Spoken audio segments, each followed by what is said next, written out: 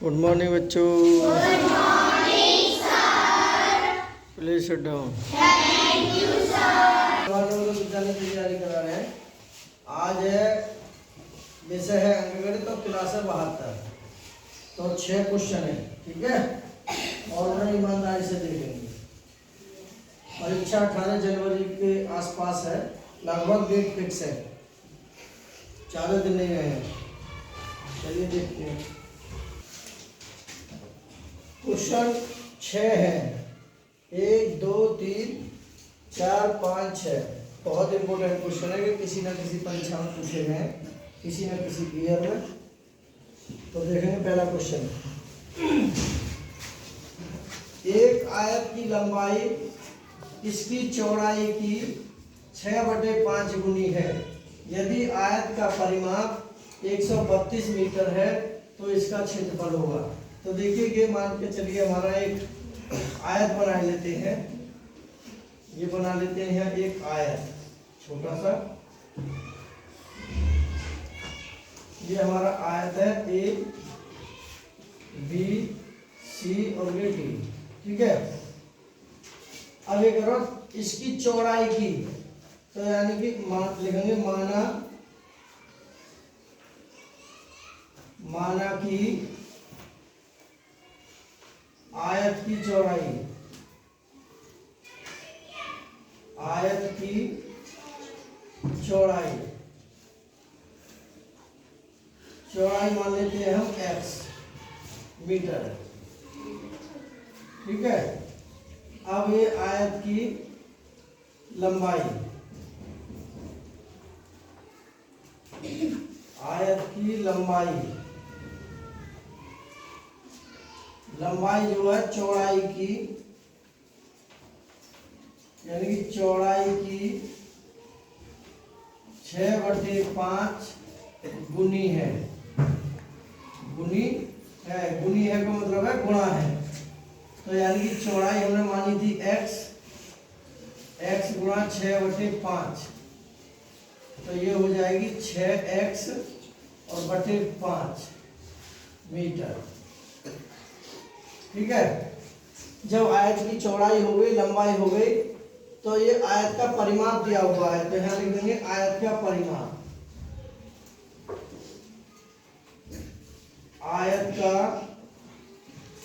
परिमाप। आयत का परिमाप का सूत्र है बराबर 2 कोष्ठक में लंबाई प्लस चौड़ाई, लंबाई प्लस चौड़ाई, ठीक है। अब देखिए हमारा क्या है, 2 लंबाई है हमारी 6x बटे 5 और चौड़ाई है हमारी x। जाके एक टांग जोड़ लेंगे, ठीक है। अब यहाँ करें ऐसे, 2 तो हमारा है ये नहीं, यहाँ लिखते हैं। तो देखिए परिमाप तो दिया हुआ है 132, तो यहाँ लिख देंगे 132 बराबर 2। अब इसका एलसीएम लेंगे तो एलसीएम आ जाएगा इसका 5 से 5 कैंसिल, 6x बचे प्लस 1 पंजे 5, 5 एकम 5, तो 5x ऊपर हो गया। तो देखिए यहाँ हो जाएगा 132 बराबर 2, 6 और 5 11x बटे 5, ठीक है। ये दोनों 6x और 5x जुड़ गए, 2 से इसे काट देंगे, 2 छिक्के 12 और 2 छिक्के 12। तो यहाँ बचा हमारा 66 बराबर के 11x बटे 5। 11 से इसे काट देंगे, 11 छिक्का 66। तो यहाँ जो बचा हमारा 6 बराबर x बटे 5, कैंची की गुणा कर देंगे, तो ये आएगा हमारा x बराबर 6 पंजे 30 मीटर। तो x के आगे हमारी क्या, x हमने क्या माना था, चौड़ाई। तो आयत की क्या आगे हमारी चौड़ाई आएगी हमारे पास। तो लिखेंगे आयत की चौड़ाई, चौड़ाई आ गई हमारी x और x मानी थी हमने, और x आया हमारा 30 मीटर। ठीक है, अब लंबाई हमने कितनी मानी थी, ये लंबाई लिखेंगे, आयत की लंबाई, आयत की लंबाई, लंबाई है 6x/5, तो 6 गुणा x यहाँ पर रख देंगे 30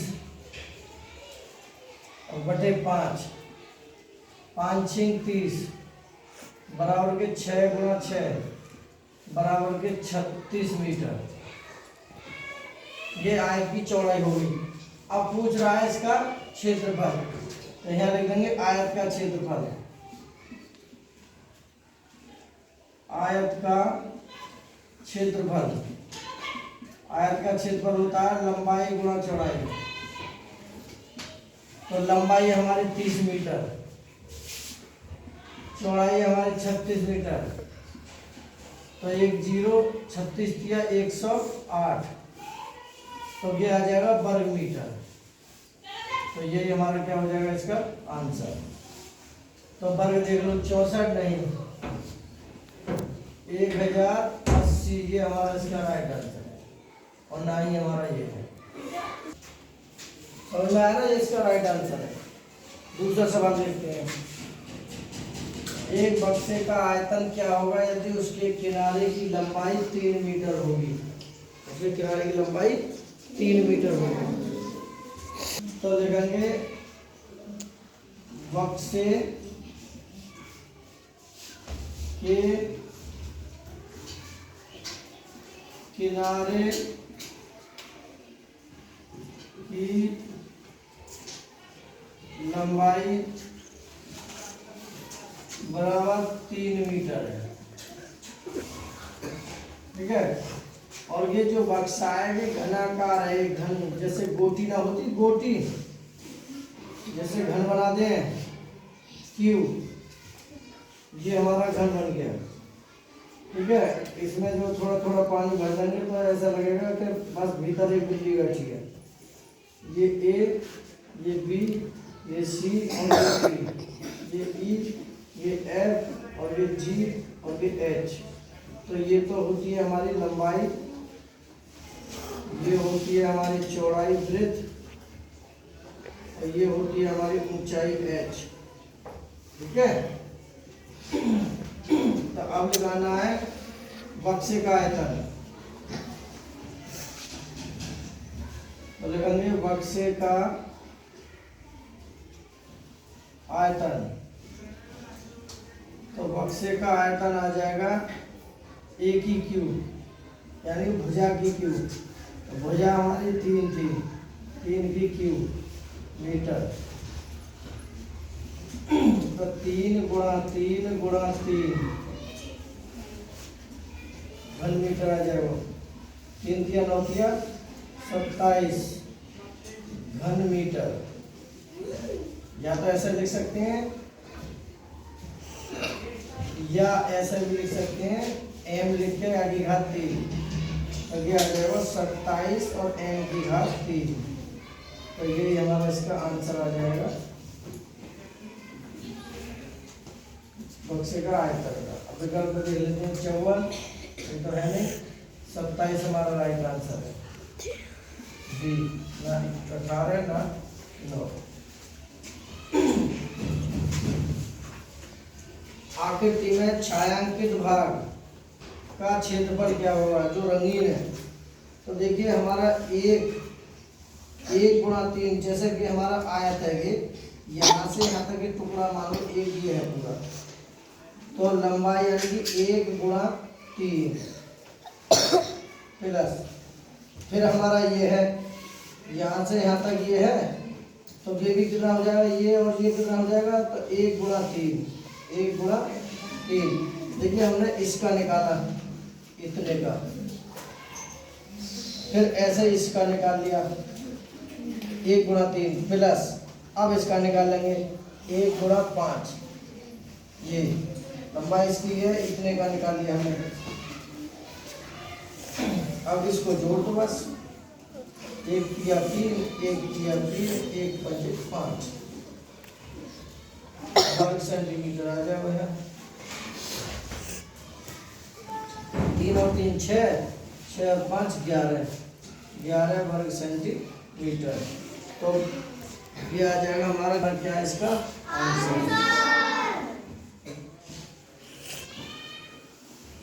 ठीक है, अब अगला सवाल देखते हैं। सर विकल्प हाँ, देखिए 11 वर्ग सेंटीमीटर पहला इसका राइट आंसर है। ना 9 सेंटीमीटर है, ना 11 घन सेंटीमीटर है, ना 9 घन सेंटीमीटर। वर्ग सेंटीमीटर में आता है आयत का क्षेत्रफल। ठीक है, अब देखिए यहाँ देखते हैं 3x माइनस 3 के 24, 24 दूनी 8 के 24, 24 दूनी 48x बटे 13 बराबर के 10। इसकी इसमें भी गुणा कर दो, इसकी इसमें भी गुणा कर दो। 13 की 39, 13 की 39x माइनस 48x बराबर 13 130। तो ये बच्चे माइनस के 48 में से 9 48 है, ये यहाँ में से 39 घटाना है। ये माइनस के हैं कि प्लस के हैं। 18 में से 9 गए तो 9 बचे, यहाँ से 3 0 9 ही बचे। तो माइनस के बचे 9x बराबर के 130। तो x बराबर 130 बटे 9। अगर x बराबर हम यहाँ करें तो यहाँ को भाग देंगे, कितना आएगा वो भी टाइम आएगा, माइनस के बचने हैं। तो ये आ जाएगा 9 दूनी 18, नहीं इतना ही छोड़ देंगे, यहाँ माइनस लिख देंगे। माइनस के 130 और बटा 9।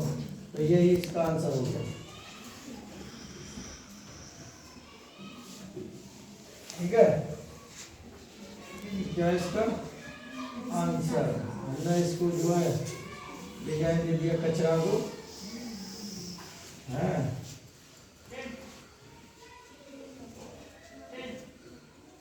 क्या बन गया, आम बन गया। नाशपाती, चलिए नाशपाती बन गई। क्या बना,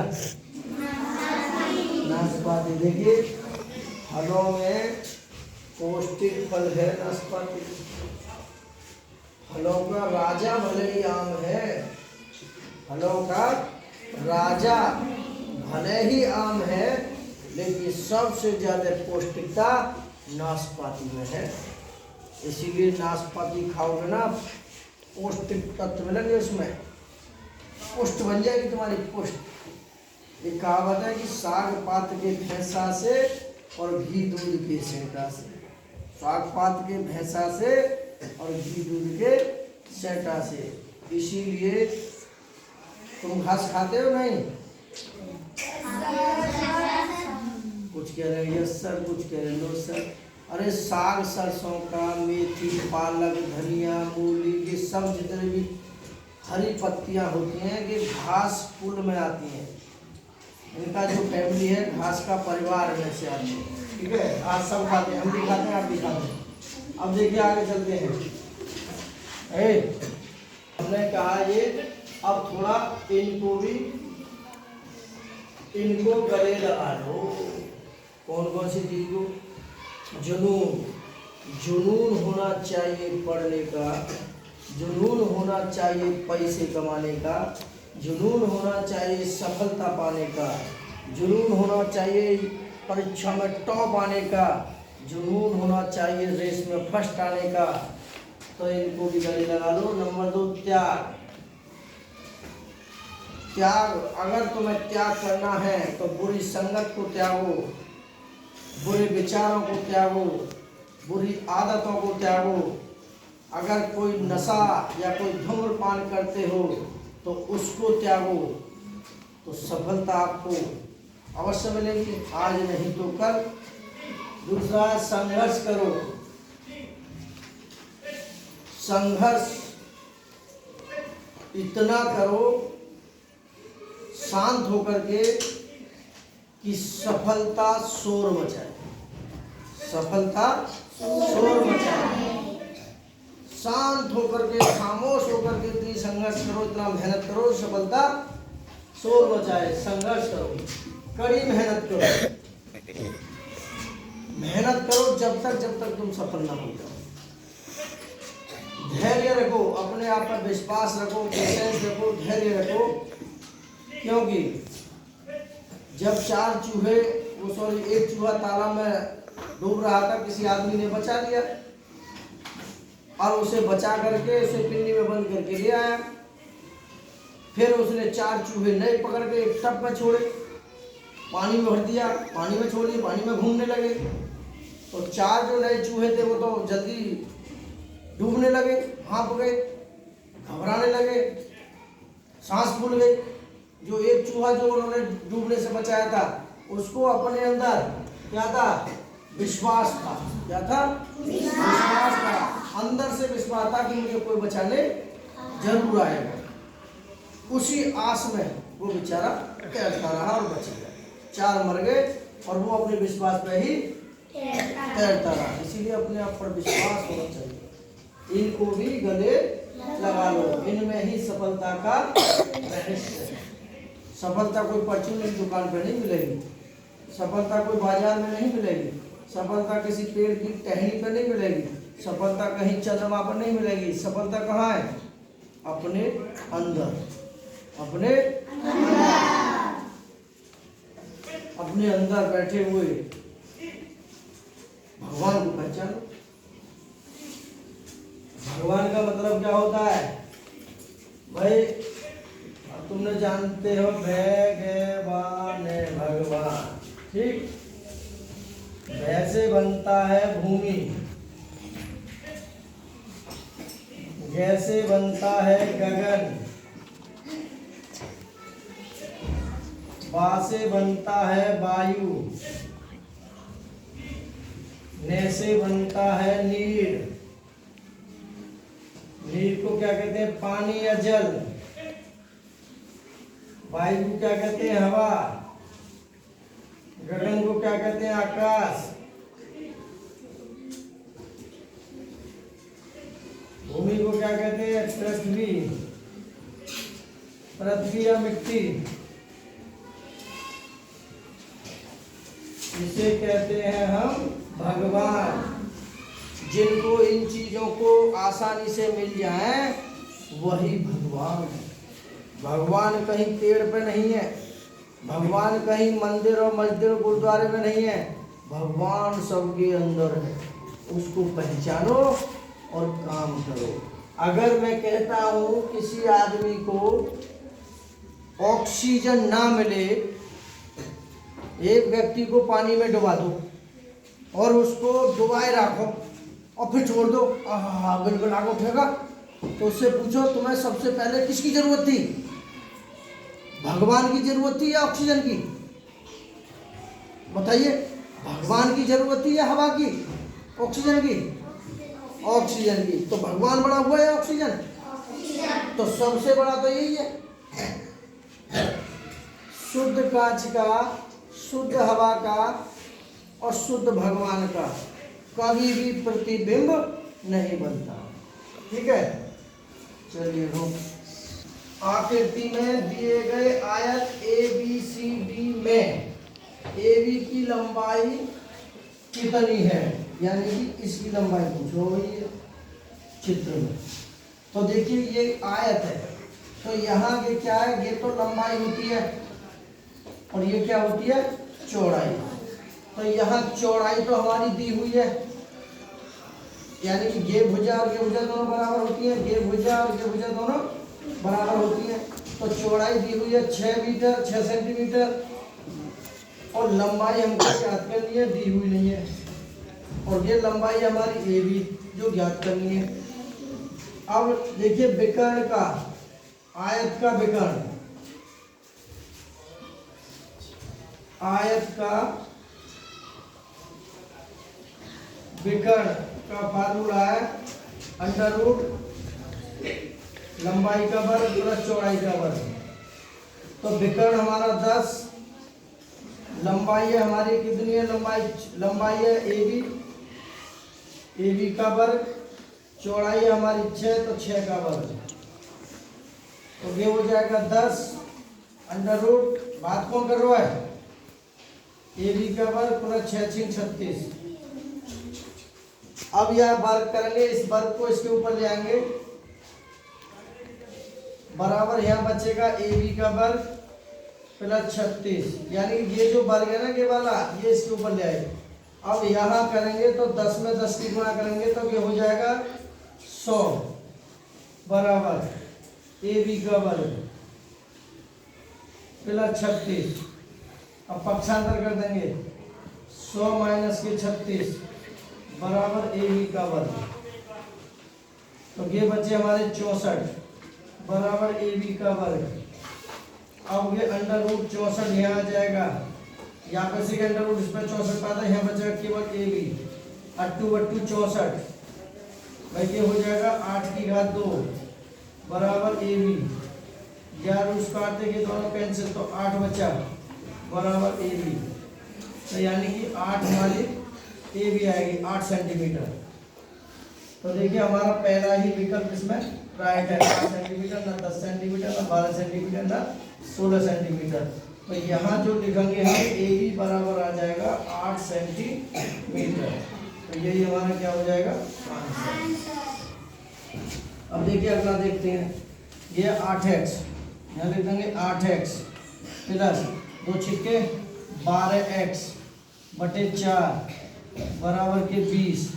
तो इस 4 की हमें भी गुणा करनी है, और इसमें भी 8 चौक 32x हो जाएगा ये, और प्लस ये 12x और बराबर 20 चौक 80, 12 3 32 और 12 रह जाएंगे, 2 और 2 4, 3 और 1 4, 44x बराबर के 80। तो x बराबर के 80 बटे 44, 4 से काट दो, 4 दूनी 8, 4 एकन 4, 4 एकन 4, तो x की वैल्यू जो आई यानी कि 20 बटे 11, तो यही हमारा क्या हो जाएगा इसका आंसर। ठीक है, तो देखिए वीडियो हमने बड़े अच्छे सवाल हैं, अच्छी लगी तो लाइक करें, शेयर करें और